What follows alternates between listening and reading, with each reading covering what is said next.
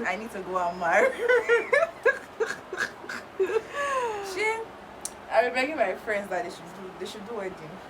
Oh, it's very fine. Wahala. It's actually very fine. That was my client's reaction when she saw our makeup. Hi, my loves. Welcome to our first episode of Unrush Glam with Dio, where we take our time to slay step by step. Today, we are creating an Owambe look that you can rock for your Owambe parties or your Owambe occasion. So, grab your brushes, get comfortable, and let's glam together the unrushed way. Yay! First step in makeup is to always prep the skin, and when you say prep, I'm talking about like the skincare aspects of your makeup. I already went ahead to groom my brows and I cleaned her face using wipes and micellar cleansing water. Then I went ahead to apply my toner. But before I applied my toner, I set the face with my setting spray using Kiss Beauty. For my toner, I'm using Dr. Rachel face toner. Then I went ahead to apply my Dr. Rachel serum.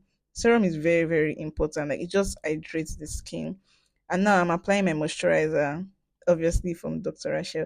At this point, I mean Dr. Rachel babe. Dr. Rachel should send me my coins. Yes, I'm using my stapling brush to apply the products on the face. I mean our skin. And yeah, I'm going into my adventure sweats and oil barrier. This product is actually very nice. I highly recommend it. Like it's so nice. You guys can see how hydrated the skin looks. This is how your skin should look like. Well, like it's hydrated. Then now I'm applying my primer. I actually used two primer for this makeup look. And I used Ellie Girl. I bought that when I was in camp because I ran out of primer. And then I'm using my adventure primer also. These two primers are actually very, very good. I also would recommend if you're a beginner. Then I'm going into my foundation. I mixed like three different shades of foundation just to achieve this look. And when I apply my foundation, sometimes I go a bit darker, like a shade darker, so as not to like overpower her complexion, like her neck. And I also match the shades with her neck. If you notice, I used a darker foundation when I started, and now I'm going into more like a lighter shade of foundation, but it still matches our whole body, which should be. Now I'm going into my contour and I use a shade darker for my contour. You don't want to be using two shades darker for contour. Like you don't want that like look of yes, I have contour on my face. And yeah, my client is just feeling herself. My client was such a vibe. I won't even lie.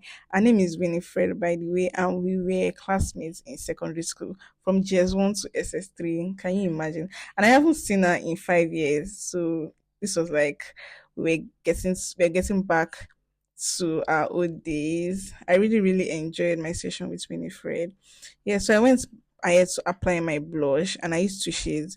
I used a dark red shade of blush and then a lighter like a pinky shade, also a light pink shade, just to achieve this color of blush. And I went ahead to apply the concealer, and I'm just showing you how the skin work looks like after applying the cream product. You can see it doesn't look like one Fine is girl, one is no. standing on its own. Everything just comes together seamlessly. And I already applied the powder product also, which is setting the whole face with powder. And I already set the face.